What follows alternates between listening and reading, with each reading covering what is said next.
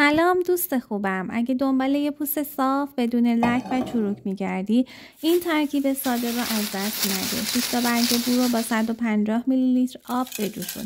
وقتی خوب رنگ داد صافش کن، یه قاشق نشاسته بهش اضافه کن، هم بزن تا غلیظ بشه. اگه پوستت خشکه میتونی یه دونه کپسول ویتامین ای به ترکیب اضافه بکنی، مخصوصا قسمت هایی که لک یا چین و چروک داره. برگ بوی بمب آنتی اکسیدانه، پوستتو جوان میکنه، شاداب میکنه، لکاتو کم رنگ میکنه، حتی جلوی پیری زودرس رو میگیره. یادت نره هفته 2 تا 3 بار استفاده کنی و اگه خوشت اومد ویدیو رو ذخیره کن و با دوستات هم شیرش کن. اگه بخوای از خواص برگ بو بدونی، گیاهی معطره که خواص آنتی اکسیدانی فوق‌العاده‌ای داره. یعنی چی؟ یعنی به پوست کمک میکنه که با رادیکال‌های آزاد و آسیب‌های محیطی بجنگه. علاوه بر این خاصیت ضد باکتری و ضد التهابی هم داره.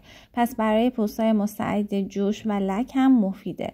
به مرور زمان استفاده از برگ بو میتونه رنگ پوست رو یک نواختر کنه و شادابی طبیعی بهش بده. نتیجه چیه؟ پوست شفافتر و شادابتر میشه، لک‌ها و تیرگی‌ها به مرور کم رنگ میشن، حس کشیدگی و جوانی توی صورتت میاد و در کل یه حس تمیزی و لطافت واقعی تجربه میکنی.